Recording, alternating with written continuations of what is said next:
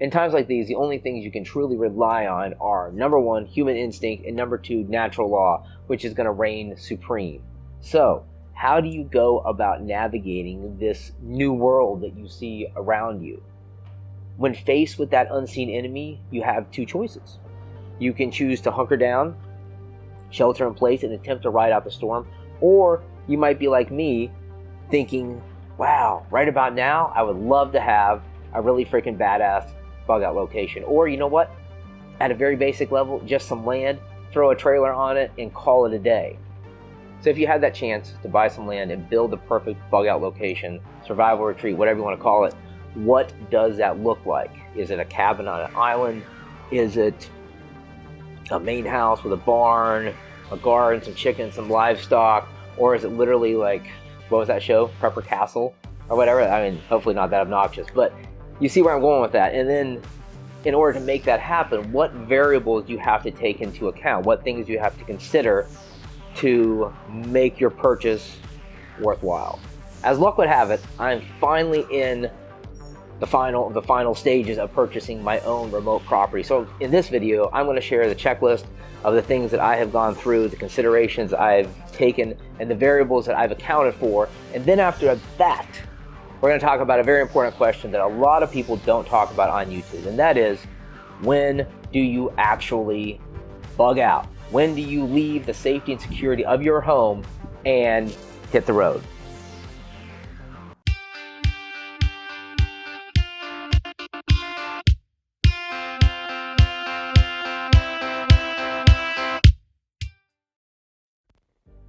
Before we get started, really truly started, I gotta give you a little background on me. So that means rewinding back the life of Blitz to about 1979. A couple years old, and my family decided that they wanted to move to Alaska and live in the bush, 100% off the grid.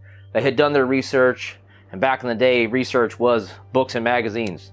It wasn't the internet, so their research was legit. They had done the legwork, they had put in that time, and they knew what they wanted to do. So we moved to an island in southeast Alaska. My dad had a government job, and they started the process of trying to get together the entire operation to move out into the bush and live off the grid. Not something that you just wake up one day and decide to do. Unfortunately, my dad lost his job. He got laid off due to government cutbacks, and we ended up having to move. But those early years, I still remember a primeval environment, almost like stepping back in time. It's just amazing. It's southeast Alaska. There are dormant volcanoes, there's giant grizzly bears, there's salmon, there's whales, there's Sitka blacktail, the whole nine yards. And then, you know, as a teenager and then as an adult, I've gone back and visited and just loved it and never wanted to leave. But anyways, unfortunately we had to leave. We moved to Missouri, had a big piece of land, had the timber rights, and we, you know, cut and processed all of our own wood, had a huge garden, and we're very well self-sustaining. You know, my mom would make her own bread. She cooked everything from scratch. We were 100% vegan, and that was the kind of the lifestyle that I grew up in. Unfortunately, my parents and me in turn got sucked back into the urban lifestyle, if you can even call it a lifestyle, over the years. But I've always wanted to get back to that simpler place.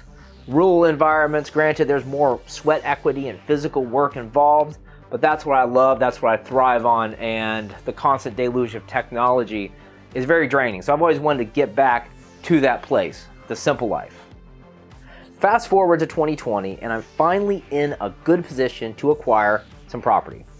Based on my experience of living in rural areas, and then combined with my survivalist mindset, I've created a checklist of exactly what I want from a bug out location. So we'll get started with the high level 30,000 foot view, and then we'll dig down into the weeds because there's so much information to cover, it would be overwhelming to just try to throw it on all at once.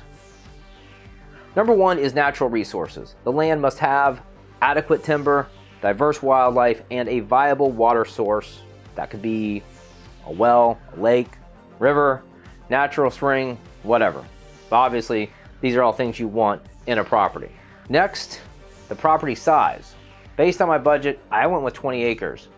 That was a good fit for my needs, but no matter how big or small the property is, it had to be located next or near a large national forest. And here's why.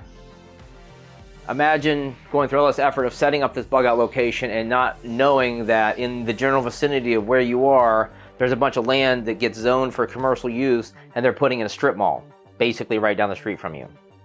Those things happen. Rural areas get overtaken by urban space. So trying to avoid that as much as possible, that's a must. Number 3, water and electric hookups. Yes, my end game is 100% fully self-sustaining off the grid, but for starting out, I need the grid.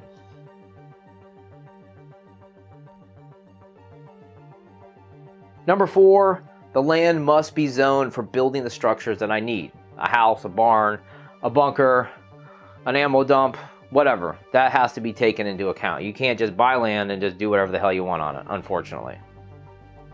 Number 5, food and medical within a reasonable distance. 30-minute drive maybe. I don't want to be so far remote that in case of a medical emergency, first responders, take forever to get there, or I'm so remote they have a hard time finding the house, and I don't want to have to drive forever to get food. Then, number 6, climate.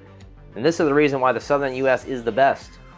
Mild winters, yeah, the summers do get hot, but that's bearable, and that is a lot easier to deal with than the brutal cold and snow of, let's say, what Canadian Prepper deals with.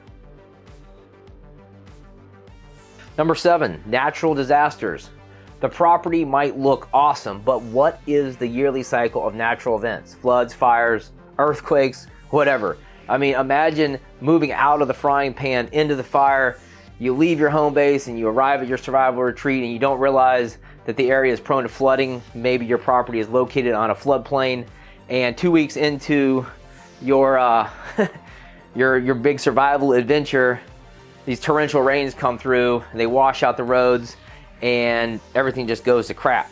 Food stocks are ruined, who knows, and you're trapped, and it sucks to be you. So do that research. Number 8, diverse terrain features. I don't want all flat land, and I don't want all mountains. Terrain obviously offers some advantages in terms of elevation. It's easier to control an area, it's easier to see what's coming in the distance, it's easier to build choke points, but then again, flat land or sloping land provides the ability to build gardens. So I want a diverse mix of both. Moving on to number 9. I don't want this bug out location to be so far away it takes me days to get there, because if I did actually have to leave in a bad situation under hostile conditions or whatever, the longer I stay on the road, the more that I'm exposed and the more the chances come up that things can go wrong. My vehicle can break down, there can be checkpoints, there can be roadblocks. So I wanted a decent drive away from my house. I basically would like to be able to get in my vehicle at 6 o'clock at night and get there by 6 o'clock the next morning. Worst case scenario. So that has to be something to take into account. And then even under normal times, I want to be able to visit the property, stay, do improvements, hang out, all that good stuff. And then number 10, I want to be as far removed from any major interstates as possible. This is obvious. We see what's going on right now with the viral outbreak. People flee the cities. And the cities are usually, especially the big ones, have international flights coming in. They got international seaports. So the dangers of living close to those types of areas is huge. So I want to get as far away as possible. Now that's the big picture, which I imagine fits the basic needs for a bug out location. And most importantly, almost all this research and legwork was done remotely without ever having to visit the area in person. Now we can move down from the high level view to boots on the ground, where my primary concern is the neighbors and getting to know the area. I want to know who my neighbors are. Why are they living remote? Is it by choice? Is it by chance? What's going on there? And what's their mindset? Are they hippies? Are they preppers? Are they survivalists? Is that the Unabomber living up there in a cabin? Whatever. But basically, when it comes down to it, I want to know, are these people assets or are they threats?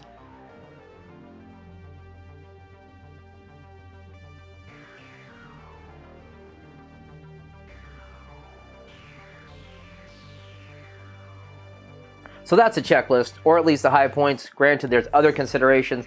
I do have some, but they are so particular to this property in question that if I share them, that would be a violation of operational security. So not going to do that.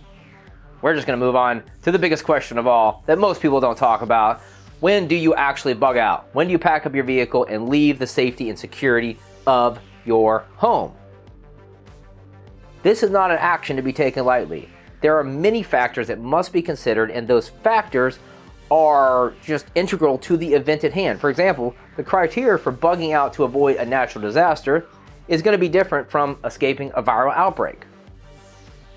Now, I don't know how you like to map things out, but I love whiteboarding. So right now what we're going to do is we're going to make a list of pros and cons and see what type of conversation can be triggered from that list.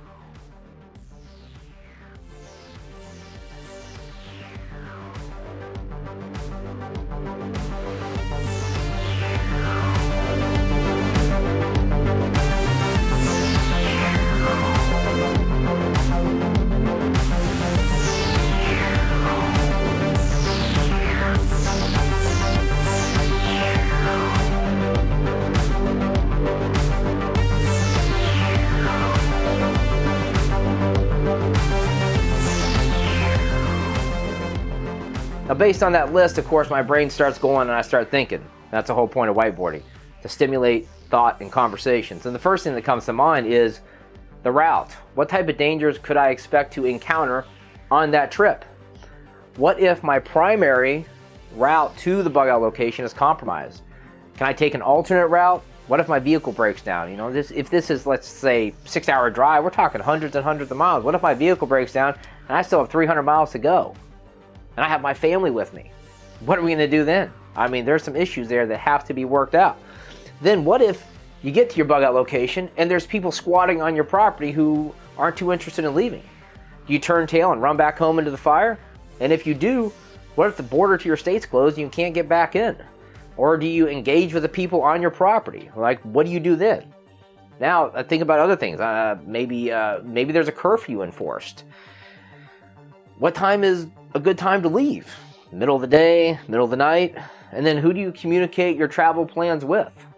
So there's a lot of different things, a lot of different variables that come into play.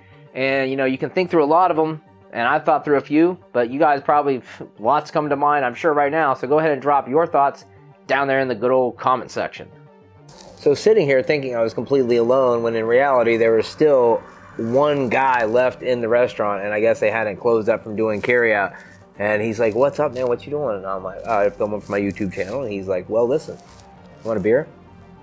I said, "Sure. What do you got?" "Budweiser." "Okay, cool, because I will never turn down free beer." And I'm like, "Can I have two?" "Sure." "So, cheers." Okay, now, back on topic. The whole bug out location sounds really awesome, right? You kick back with your favorite beverage, watch the world burn while people kill each other over toilet paper and hand sanitizer. But reality is much more complicated and messy than that, as we all know. Let's just say, for starters, you haven't been there in a long time and the neighbors really don't like you, they really don't know you, and you have hostilities with them from the get-go because you're in their turf, on their space, using up their resources. What do you do then? What if your home, your survival retreat, gets compromised? You have a backup plan to that. So there's a lot of variables at play here and a lot of things to consider when you're going through the process of making it happen, having the bug out location. But it's time for me to shut the hell up and for you to share your selection criteria down there in the comments. And hey, maybe you're lucky enough to be living full-time at your survival retreat. And if so, please share that experience down there in those comments.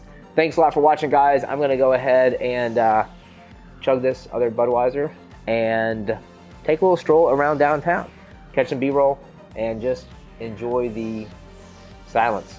See you guys in the next video. Thanks a lot for the support. Peace. Show your support for the channel by checking out the wide range of survival gear available at thesurvivaloutpost.com.